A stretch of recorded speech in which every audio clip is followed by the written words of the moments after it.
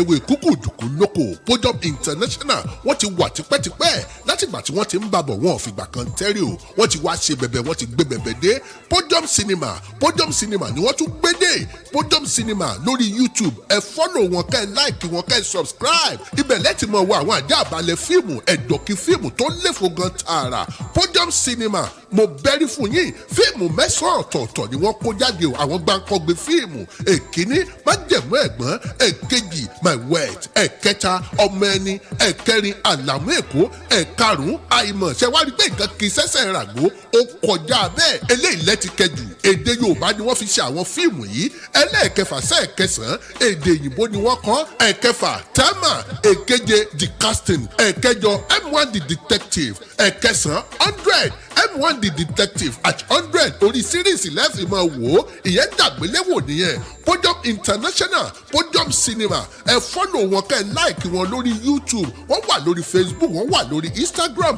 Podium Cinema ó ti dọbẹ̀ ẹ subscribe.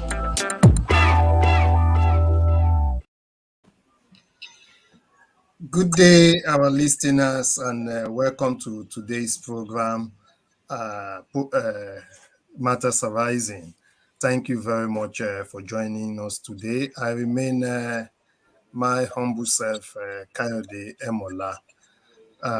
Today, I have my co-panelist, Alex Oluwole Ajala, who is also going to be introducing himself. And we're looking at Southern Kaduna killings and the wider implications for our Yoruba people. We can see that there's been consistent displacement of communities in Southern Kaduna from the Birom, the Bagi and other tribes in Southern Kaduna. And all our security personnel seems to have no clue or no answers for the so many questions that are going on. We've also seen that majority of our Hausa communities and the other communities, the TV community, the Bagi community, the Jukums and other minorities in Southern Kaduna have been intentionally displaced from their homeland, and the government is looking and standing by. And this is a state that has a governor. It also has a sitting. We also have a sitting president. We have vice president. We have deputy governors. We have commissioners. We have police commissioners. We have talk of all the parastatals you could have in governance. They are all there, but yet people are still being displaced. In Middle Belt today, we now have the most populated independent IDP camps.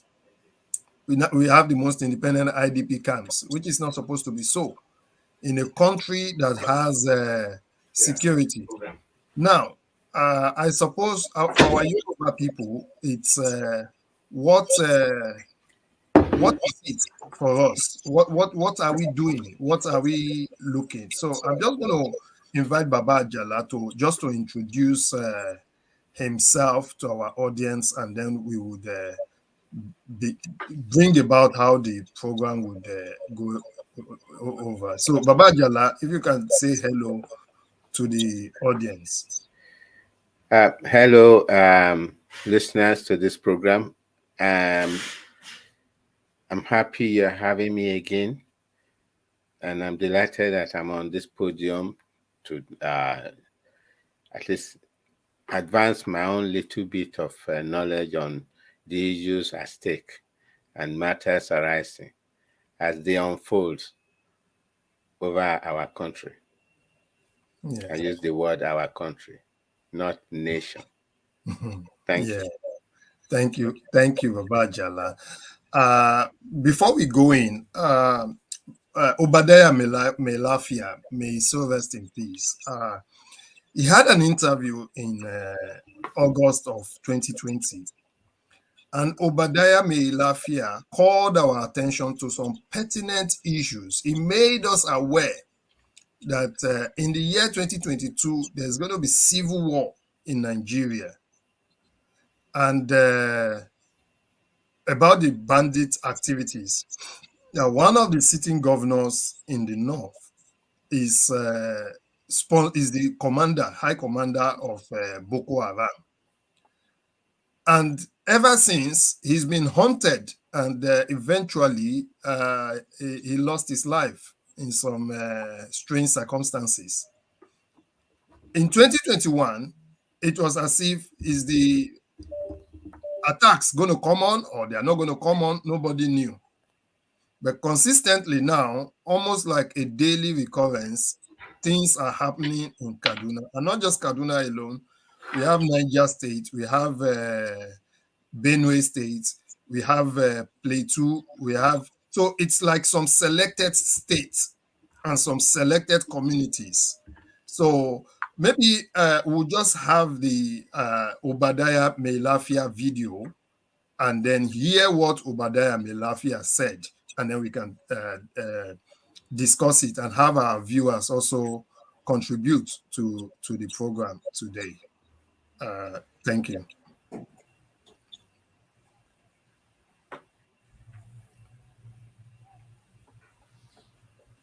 And the truth. And let me make some revelations, because some of us also have our own intelligence networks. Okay. Have met with some of the bandits. We have met with some of their high commanders. One or two who have repented. They have sat down with us, not once, not twice. They told us that one of the northern governors is the commander of Boko Haram in Nigeria. Boko Haram and the bandits are one and the same thing. They have a sophisticated network. During this lockdown, their planes were moving up and down as though there was no lockdown. Moving ammunitions, moving logistics, moving money, and distributing them in different parts of the country. They are already in the south, in the rainforest of the south. They are everywhere. They told us that when they finish these rural killings, they will move to phase 2. The phase 2 is they will go into the urban cities, going from house to house, killing prominent people. I can tell you, this is the game plan. By 2022, they want to start a civil war in Nigeria. Don't joke with what I'm saying. I have a PhD from Oxford University. I'm a central banker. We don't talk nonsense. So don't joke with what I'm telling you. I have this from the highest possible authority, higher authorities of some of the commanders of the killers and Boko Haram. You said northern governors, past or present, Dr. Badaya? No, current. No, they said one of them is the commander of Boko Haram in Nigeria. One of them. And they are not looking for money. They have more than enough money. In fact, he told me they just came back from... So we just heard Obadiah Meilafia talking about banditry and how it affects Nigeria and their networks and their commanders. Baba Jala, what do you have to say with what Obadiah said? It's sad. First of all, I want all of us to quietly have a remembrance of all the souls that have been lost in the quest to create new colonies in Africa by our own Africans. That is the aim of what is happening. Creating new colonies. And to do that, you have to use the weapon of fear and death to put people in their places. And if the people do not rise or do not see the danger in which they are living in, it's going to creep on them. It's a very sad story that we are descending to the worst end of what is happening in the Congo. The Congo, since 3 months after their independence, are still fighting each other. They are still fighting each 3 other. months or 3 years? No, 3 months. That was just before our own independence. And by 1962, some of our soldiers were sent to the Congo to, in quote, keep peace. Is it peace or understanding that these people have nothing in common and redefine what independence they have? You see, I drifted to this point to be able to make us see what is happening in Nigeria and what the late doctor was talking about. We have maintained a territory that is not ours in the pretense that it is ours. It was never created for us as a country, or even in quotes, as they say, nation. And as our people, the Yorubas, who broadcast, call it Orile-Ede, which it is not in the first place. You see, what we are facing is a battle of, defining who are we. Why are we sentencing ourselves into allowing other people to come and decide our future? Before we know it, or if we are going to travel, we pray not to come across these things on our way. It's been happening. It didn't just start to happen. It's been happening even before independence. A lot of our people have been murdered, particularly in the north, all because they are not northerners. That's a fact. And how do I know?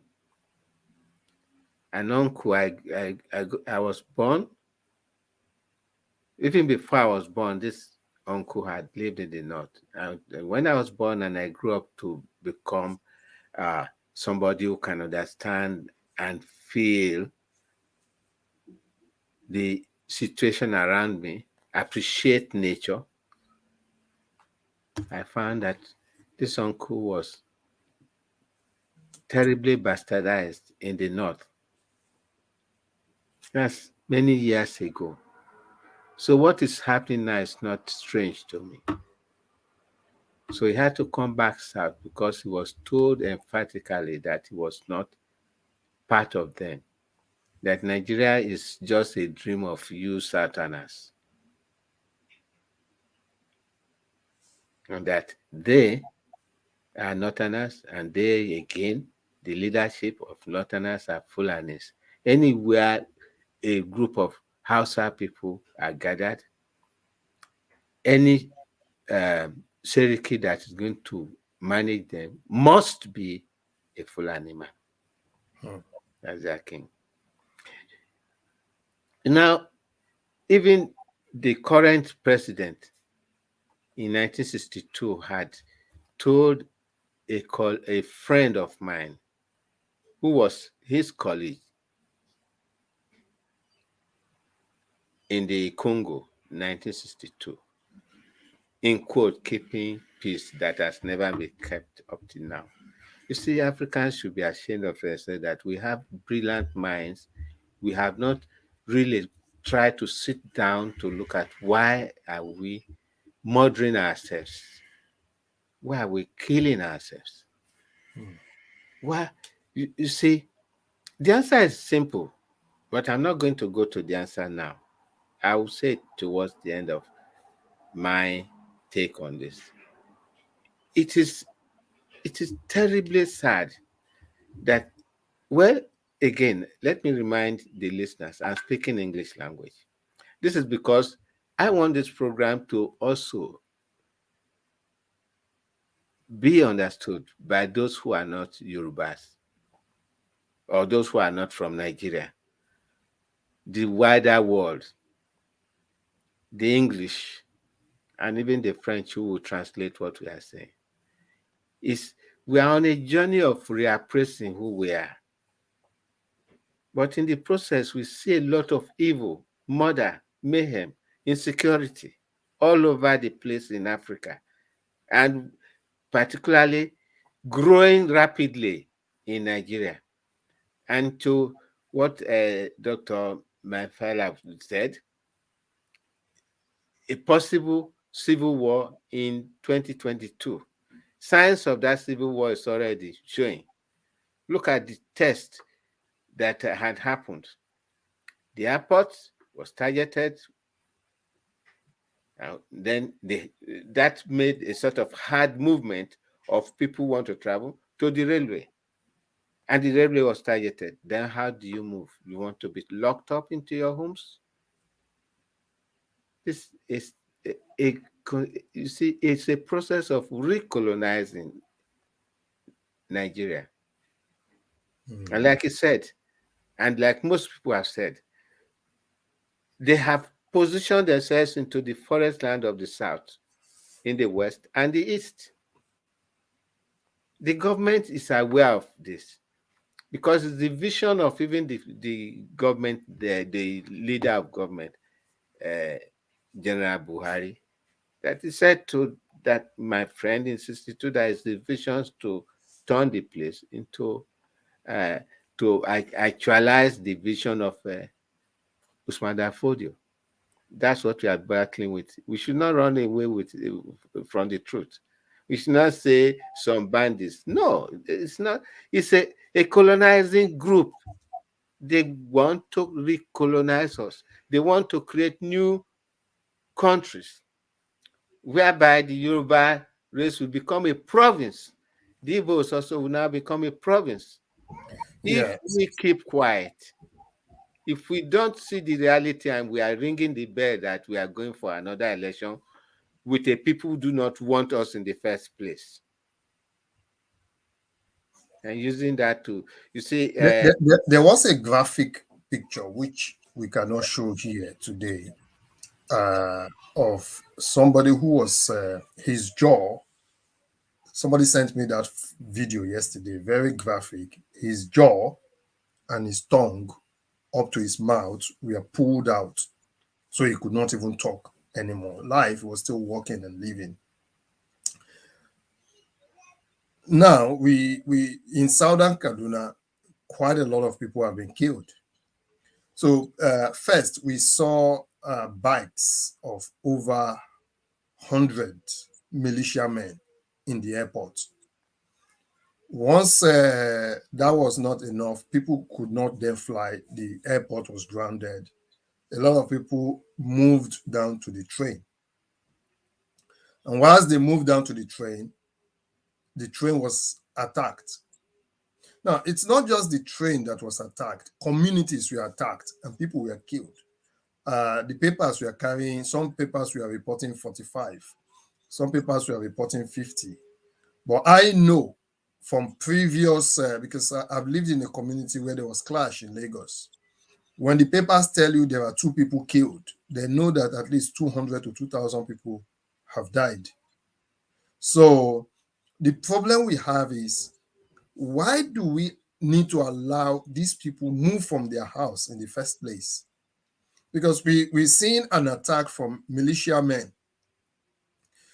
The security apparatus is supposed to be alerted immediately. And what they're supposed to do is to hunt down the kidnappers. You said supposed. Yeah. So they're supposed that. Yeah. We've seen recent killing in Sacramento, is it in California? We've seen Charlie Hebdo in France in 2015. We saw attacks in Canada.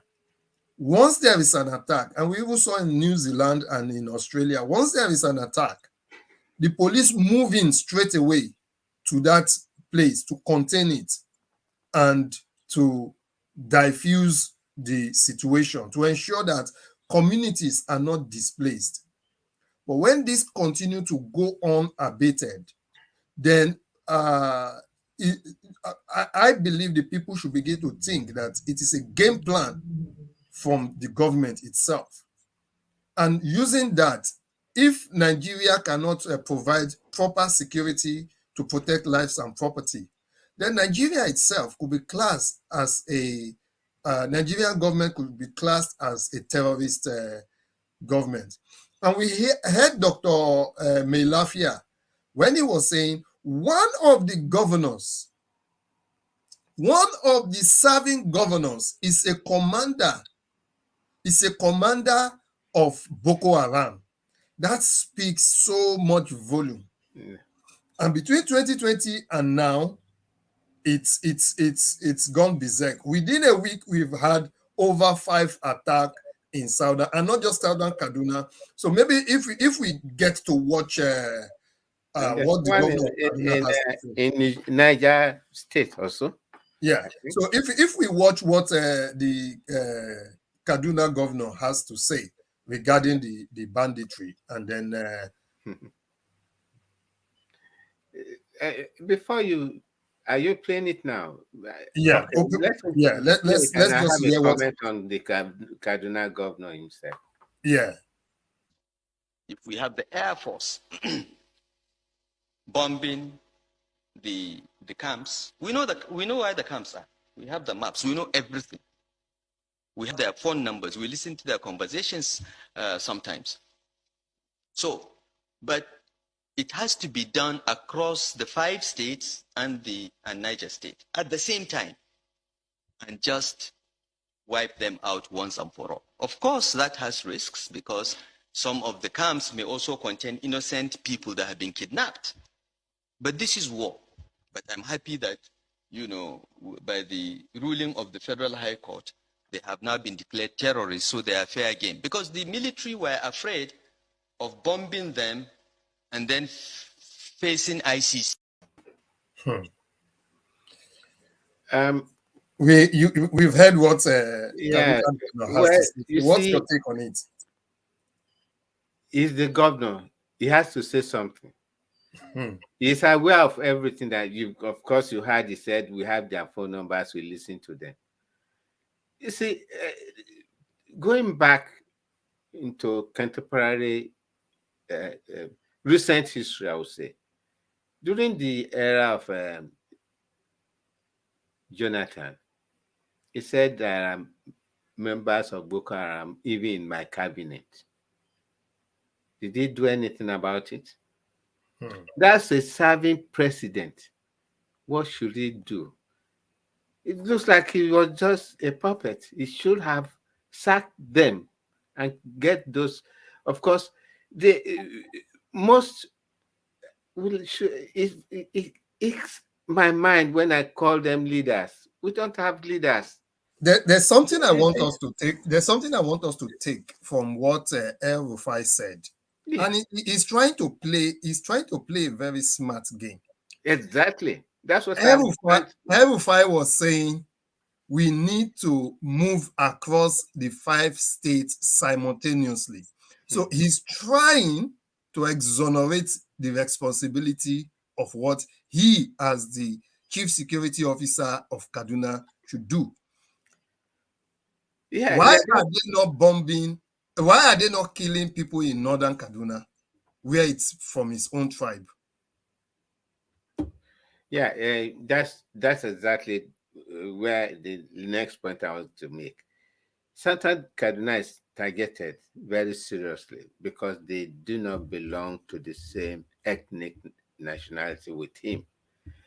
I remember sometime last year when there was some riots and the king of one of the villages in Southern Kaduna got killed. El Rufai replaced the king with an emir at the displeasure of the people, but they can't do anything. You see, Nigeria is totally failed. What is holding Nigeria together is the oil from the Niger Delta. That's the fact. if there was no oil, everybody would have gone its own way. And we tend to claim that it's our resource. It's not.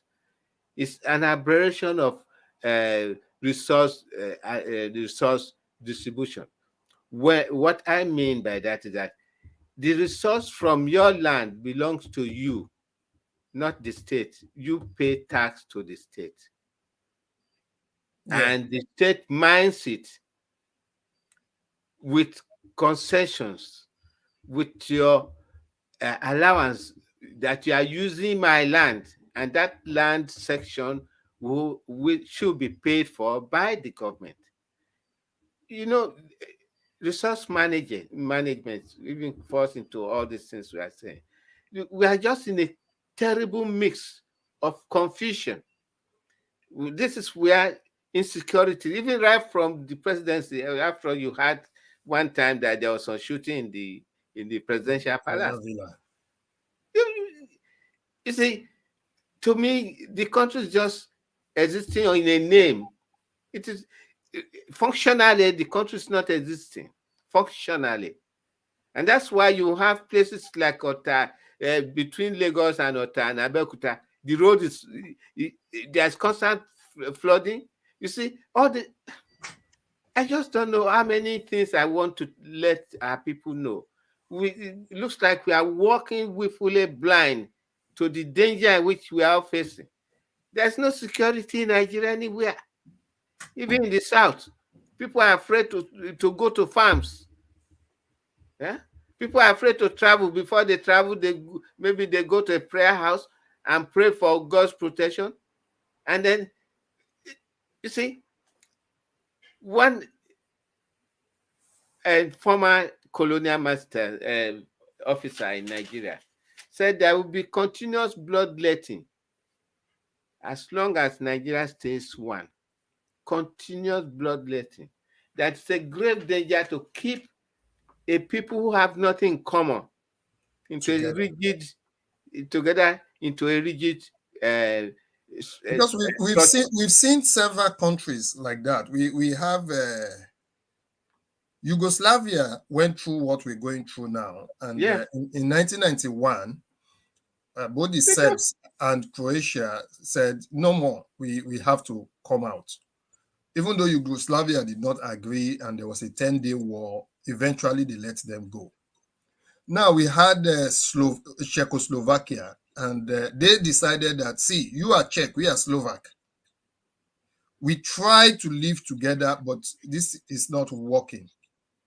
How can we peacefully extricate ourselves? And we look at Kaduna because... Yeah, look at what they did was that they had meetings between themselves and they quietly went apart. And January 1993, they just declared that money. I was listening to news and I had the Republic of Czech. I took my map out, said, where is it? Then Slovak. I said, what? So this, I have realized the fault in their union. Yeah. Will I call it union? It was a forced union. Exactly. And even Sweden and Norway had the same thing. Yeah, it was an amalgam. Sweden and Norway had the same thing, and then they peacefully dissolved. Now, for Kaduna State in particular, because we're still going to come to the southwest, for Kaduna State in particular, and why I say Kaduna is because if Yoruba goes away from Nigeria and the Igbos go, perhaps maybe the I don't want to call them South-South, because even in colonial times they were called South Central, and now we call them South-South. So maybe the Edo and Delta, they decide to be on their own. The problem in Kaduna will still remain there. It's not going to go away. The problem in Niger State is still going to be there. And these people, they are just right at the border of Yoruba land. So a solution still needs to be found. Although now we know by virtue of the fact that they are within Nigeria, they believe that if it affects Kaduna, it affects Lagos, it affects Calabar. But once all these regions are out, what can the Southern Kaduna people do knowing fully well they have a choice, because when this unraveling starts to happen, I don't want to have a comparison with what Russia is doing to Ukraine with that, but there's a similarity. They will have the right of decision, either to go with the Northern Kaduna or Southern, and even Kaduna we are talking about was they're supposed to be part of Abuja. Southern Yeah. Kaduna is supposed to be part of Abuja because they are baggy. Abuja is baggy. Niger State is baggy. Nasarawa State is baggy. Plateau is baggy.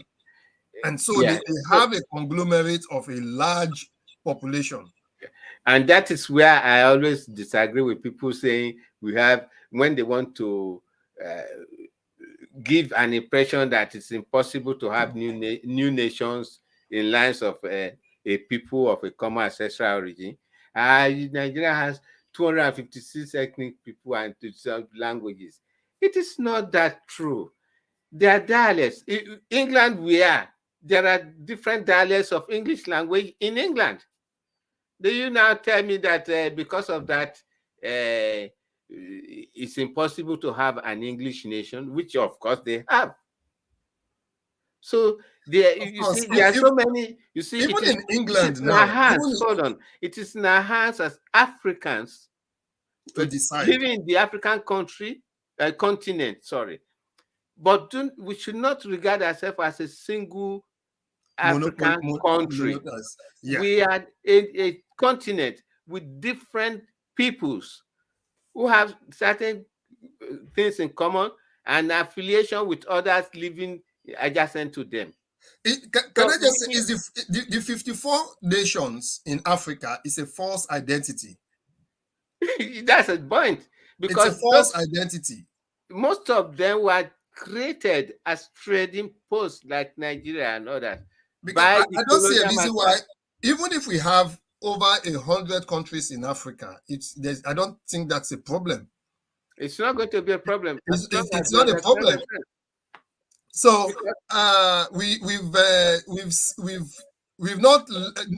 I would say what colonialism did to us was to take our own African negotiating stance and systems away from us, to now get into this Europeanized, Americanized, weaponized negotiation, which does not favor the indigenous African people.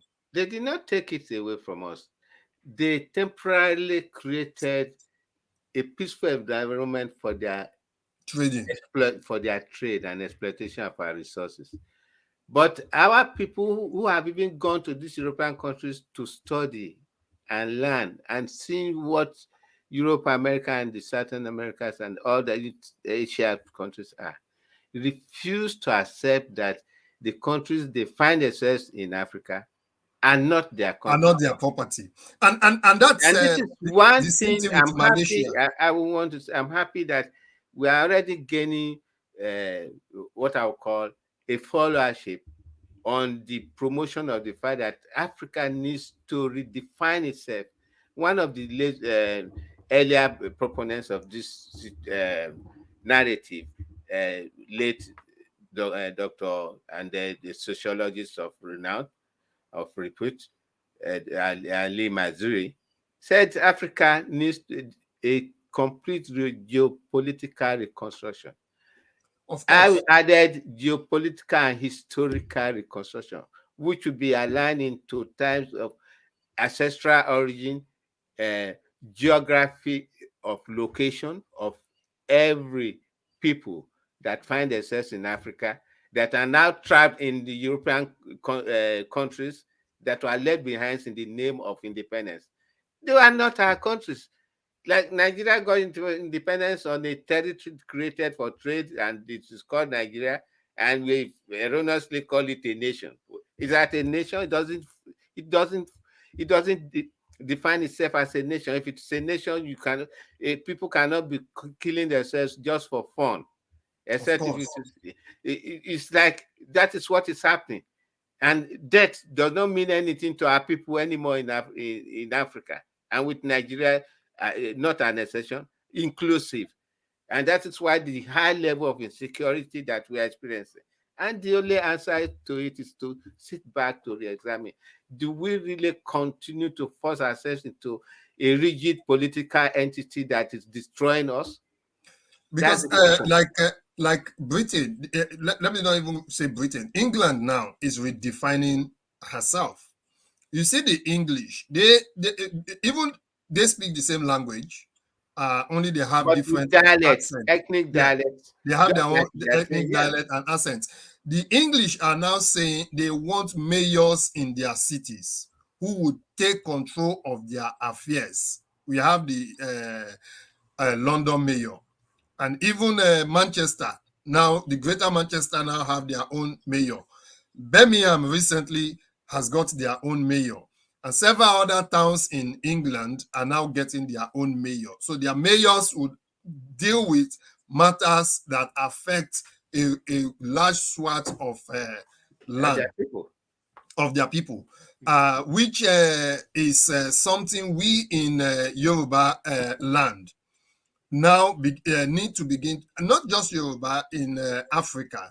We need to now begin to sit down with ourselves and redefine our governance system. Because what the Europeans left was just administration. They did not leave countries for us. It is we who call them countries. It was just an administrative post they left. They never, when you go to build a country, you build a country, even if people have differences, yes, you can build differences. The case of Malaysia and Singapore. Malaysia, some few months after getting independence, they said, see, Singapore, we don't think this relationship can work. We're not the same. We're not, our thinking are not the same. Our orientation are not the same. It's just like when you have even two brothers, not even two friends or two enemies. You have two brothers who, if A say, I want to go left, and B say, I want to go right, and you try to force the two of them to say you must go left and you must go right, it is now going to take them not twice the time or the effort to get to their destination. It will take them 3 or 4 or 5 times. Because who says if they go left that Mr. A will want to go right with Mr. B, where Mr. B wants to go? To be a seesaw. And that is what Africa is facing now at the moment, because some people wants to go in one direction and other people wants to go in another direction. And because of that clash of ideas, we are not making it. We are not making it work.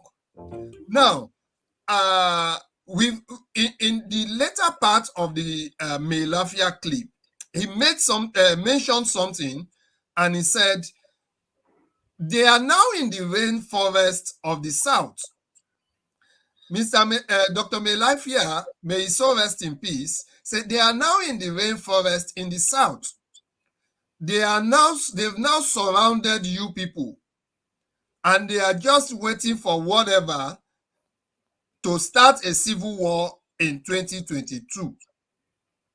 We have governors in the south, we have chairmen, we have local government chairmen, we have councillors, and we have political kingmakers who, rather than sit down and say, hey, listen, we have a security threat here, what everybody is focusing now is, how do I get the next position of office, which they've been getting from 1960 and has not done us any good.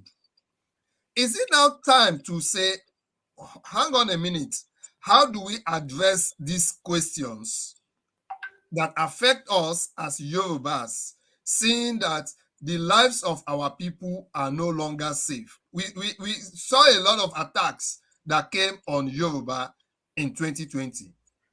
There were so many attacks in 2021, but not as much as 2020. And then 2022 is going to be tough. We see what is going on in the East. If I may want to interject on what you just said before I forget. they stopped the attacks. They did not increase the attacks in the southwest because they want to give us a false sense of security, so that we'll be talking about election. Because looks like that's what most of our people dance about. Because I saw one dance when one lady was dancing about the selection of somebody to contest the 2023 election. She was dancing with the highest gusto. I said, my God, you are dancing the dance of death if you don't know. Because that was my take. It was a dance of death. What is your happiness when you cannot have 3 square meals? What is your happiness when you cannot safely travel from one place to the other in your own territory? What is your happiness when you cannot have electricity and water supply and health service and proper education for your children? What is your happiness? But unfortunately, most of our people, that's why we need to go on a campaign trail to talk to our people. The insecurity in Nigeria is a prelude to the dissolution of our own people. We are going to be trapped. What you call civil war, it's not a civil war. It's a war of conquest to turn our territory to a vassal or a province of the intended Arewa Islamic Republic. That's the fact. We should not hide behind a broomstick by not saying the truth. That it is oncoming. It was started way back 1807, before the man died. I mean, Usman Fodio.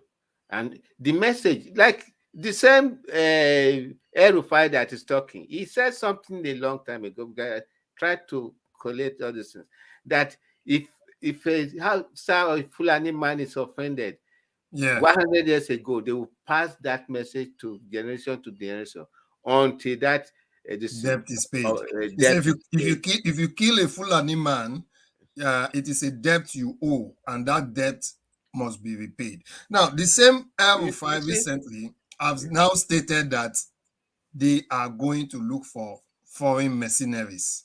Again, yeah.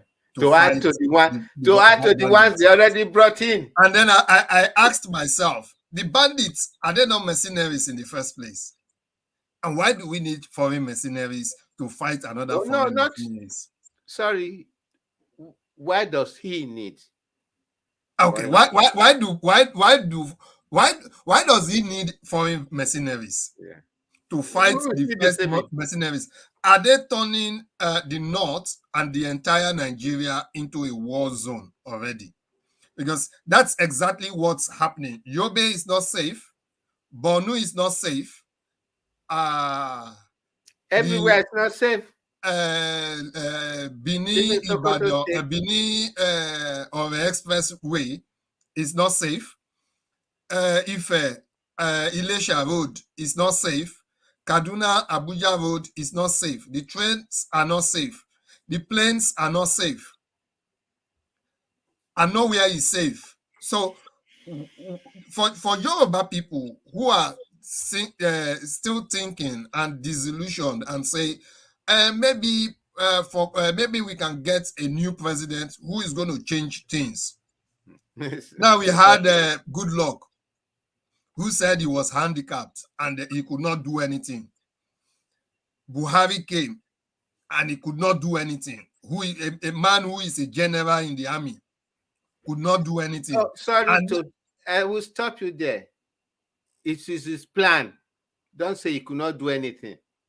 Well, I said it earlier in my deposition. We should not continually try to defend his position. If it is not his plan, he could have stood up. Each time people are killed, he will not say anything. If cattle are killed, he will stand up. And if you remember, link it with when he visited Adesina during the time he was not president. When Lam Adesina. Okay, they came as ambassadors or like foreign nationals to Ibadan to request for the payment of debt of Fulani people in Iseyin. That's what they did. I don't know why people cannot figure out these things. That's what they did. It did. If there was a big problem in a sense between the Fulanis and this, that should have gone to the High Court. That should have gone to the federal government. But they came as a delegate of a foreign country within Nigeria.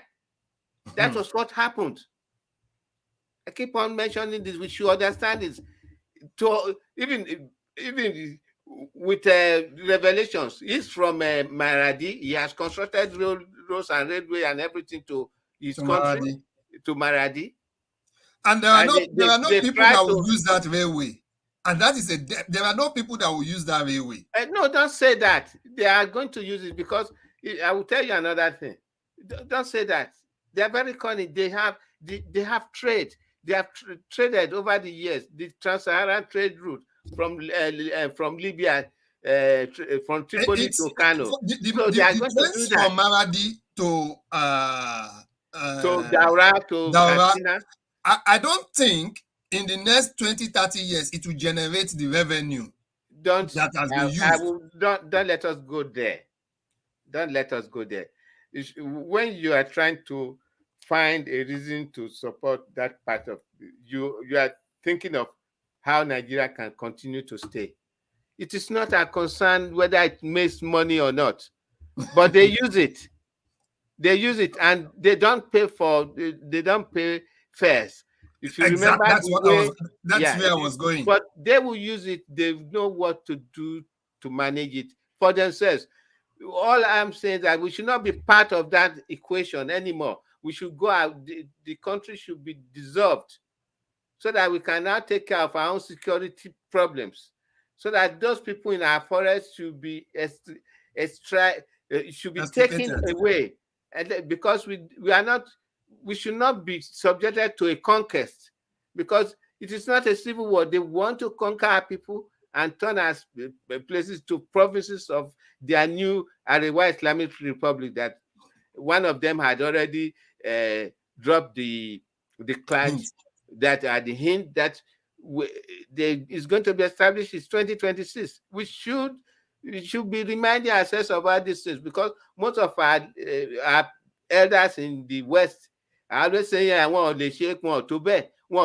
They've gone so much that our environment has become insecure for us, to the point that even our Obas, who should be the arbiters of our own safety, most of them are confused. And I beg the gracious Lord to make sure that they have the strength of mind and purpose to wake up to the reality that their citizens are now becoming unsafe in their own homeland. It's not about the governors. It's about us. And it's about them also. I'm talking to all the monarchs in Yoruba land. They should wake up to and they should stop party politics. They should be arbiters of our own safety and our lives. They should stop it. So and for the they Yoruba are going to people, suffer for a period of time because they are not going to get money from Abuja. Let it be so. But before we've heard for the Obas. What about the masses now? What is the masses' responsibility? I mean the Yoruba masses now. Seeing what is happening in the east, seeing what is happening in the north. What are they still thinking? What's in their head? Thinking their head is that a few of the political elites are using the money they have accrued to themselves to sort of stop gap for them not to know what to do. And one thing I know is that most of our people realize that it's a grave danger facing us. And some of the time they think it is politics that is going to solve it.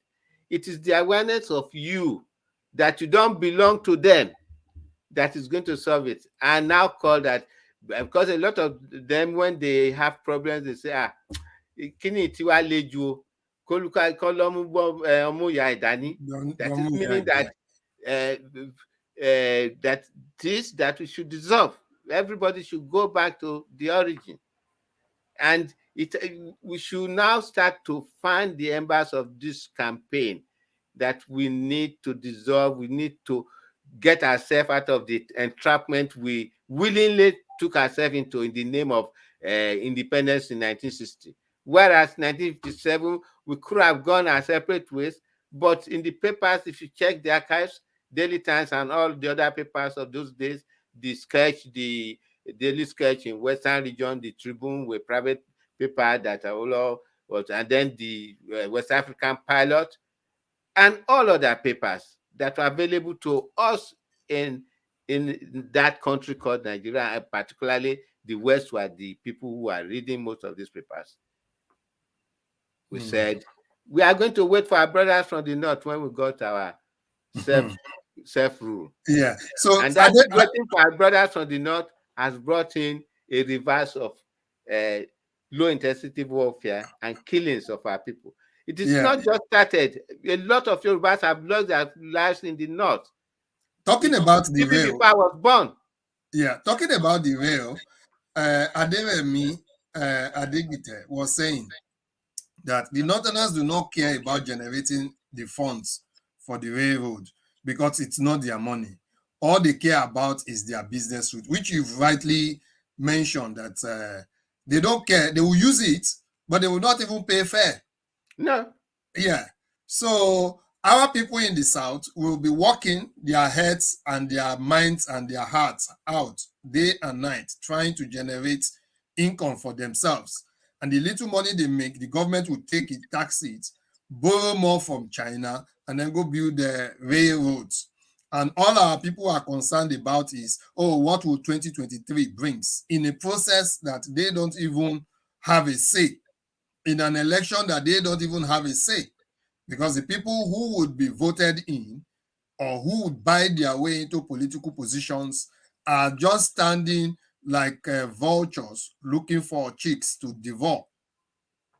So we've talked about campaigning, taking this campaign to the streets. Is it that the ordinary man do not understand what's happening? And we've also seen quite a lot of security summits in the South. Security summit, and you see quite a lot of people. And to be fair on them, they do quite a lot, but it seems it's overwhelming. Is it that the South, we cannot sit down now and say, how do we organize our security for the lives and property of people in our domain? To do that, there must be a reason to organize the security. Summit. And that reason is, like I said, for everything that we do, is the key reason that we need to really be able to organize the quest for our sovereignty. And to get that sovereignty, for our people to understand the reason for the quest for sovereignty, we should play back how far we developed rapidly within 52 and 59. And 59. That all countries of the world were wondering that a black nation, a black section of a country in Africa, a black region of a country in Africa had developed that can even be compared to white countries, even Australia, New Zealand, and even just no parallel, France, and others, Brazil, to the point that we became a center of tourism for the purpose of understanding how well we have done under colonial masters' rule. They did not prevent us from developing. When they started their free head in 54, just 6 years apart. So by this year, we should have been celebrating 68 years of free head service in Western region, or Yoruba land, or Yoruba country, or Yoruba as the name will have emerged. So we have lost all these things, and thereby we have to let our people know this is what we are fighting for, why we are talking about the security within our area, because we want to go back to kickstart our development again, because it's going to be like pioneering. But luckily this time we have thousands or even millions of young men and women in diaspora, both the old diasporans and then the new ones. And the second generation, the new ones. The new ones. I'm So just that going to... we will have, we will not even need to even borrow money for our development. Yeah, I'll go quickly to this. Trust, because our security is very important. We need to give the freedom of, we need to create a livable environment right from our rural areas. Yeah, Child of God is saying security, something. Everything. So Child of God is saying something. Child of God said the kings have eaten Fulani cows and they are charmed. Will I answer that? Fulani cows charmed can be uncharmed, because if our Yoruba, this thing, Tomba love Bawa Lale, look, we know we have done wrong.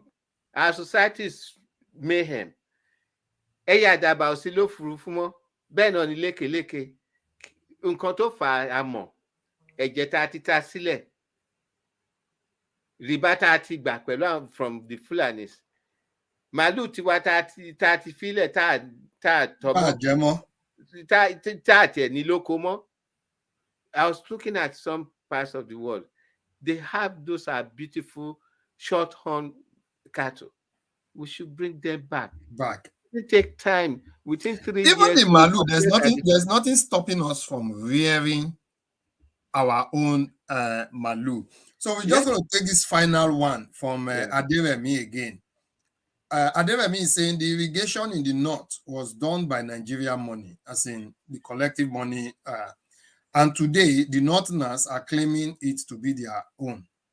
Yes. The government is still constructing more in the north, and nothing is being done in the south, southeast, and both southwest to support farming. Let me tell you, it's not about just farming. They were securing themselves to the point when, if we finally leave, if we are wise to know that we have to stand on our own. Yeah. Forget about it. There are already places in our land that if we start the first 9 months, we'll be able to feed ourselves. And before the 9 months end, our irrigation system, with our technology, with our education, with the ability to do things that we are capable of doing, we will open up our land again.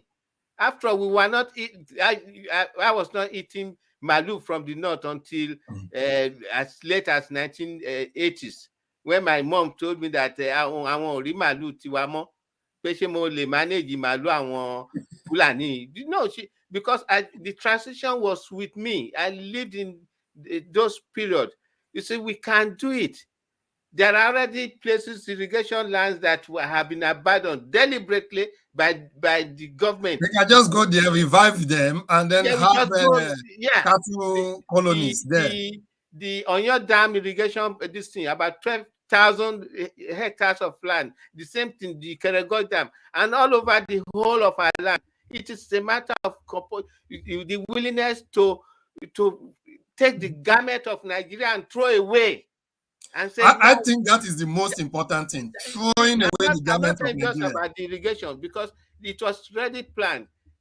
I saw it. I was in Nigeria then when they started these things, before Shagari came. And when Shagari came, almost all fertilizers imported to Nigeria was shipped to the north.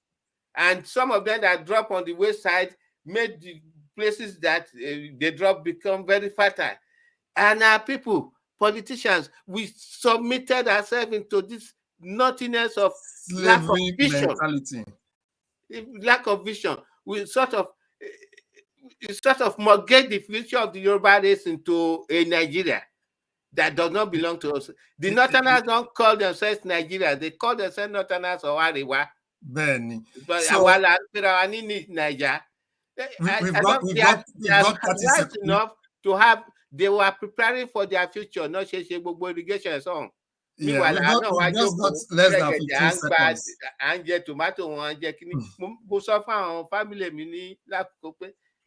We have our fans.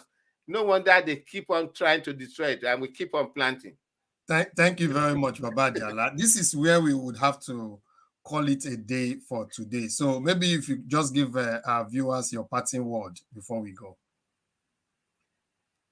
Our security is in our hands, and our security lies in us getting out of Nigeria fast before the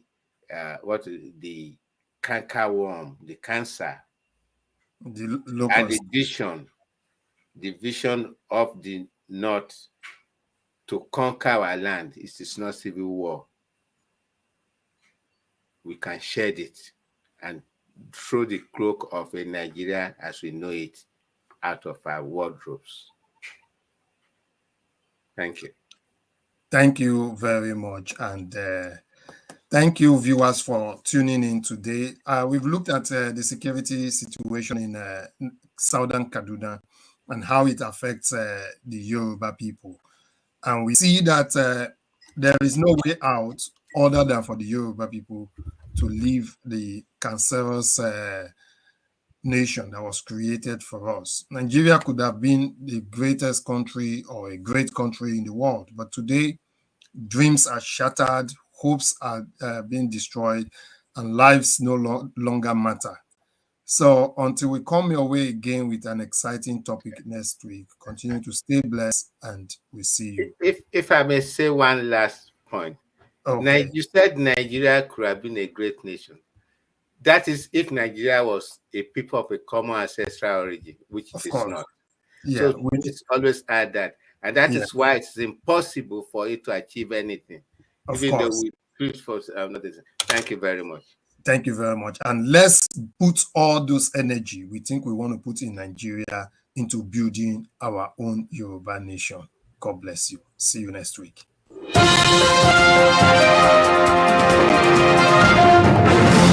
lọ́jọ́kọ́jọ́ làbẹ̀wò ìkúkú dùkú lóko podium international wọ́n ti wà tipẹ́tipẹ́ látìgbà tí wọ́n ti ń bàbọ̀ wọn ò fìgbà kan tẹ́rì o wọ́n ti wá ṣe bẹ̀bẹ̀ wọ́n ti gbé bẹ̀bẹ̀ dé podium cinema ni wọ́n tún gbé dé podium cinema lórí YouTube ẹ fọ́lọ̀ wọn kẹ́ ẹ láìkì wọn kẹ́ ẹ subscribe ibẹ̀ lẹ́tì mọ̀ wọ àwọn àjá àbálẹ̀ fíìmù ẹ̀dọ̀kí fíìmù tó léfo gan tààrà podium cinema mo bẹ́rí fún yín fíìmù mẹ́sàn-án ọ̀tọ̀ọ̀tọ̀ ni wọ́n kó jáde o àwọn gbàǹkọ́gbé fíìmù èkíní májẹ̀mú ẹ̀gbọ́n èkejì my wet ẹ̀kẹta ọmọ ẹni ẹ̀kẹrin àlàmú èkó ẹ̀karùn-ún àìmọ̀ ṣe wá rí pé nǹkan kì í ṣẹ̀ṣẹ̀ ràgbó ó kọjá bẹ́ẹ̀ eléyìí lẹ́ti kẹjù èdè Yorùbá ni wọ́n fi ṣe àwọn fíìmù yìí ẹlẹ́ẹ̀kẹfà sẹ́ẹ̀kẹsàn-án èdè òyìnbó ni wọ́n kọ́ ẹ̀kẹfà tẹ́mà èkeje the casting ẹ̀kẹjọ M1 the detective ẹ̀kẹsàn-án 100 M1 the detective at 100 orí síríìsì lẹ́fì máa wò ó ìyẹn dàgbéléwò nìyẹn podium international podium cinema ẹ fọ́lọ̀ wọn kẹ́ ẹ láìkì wọn lórí YouTube.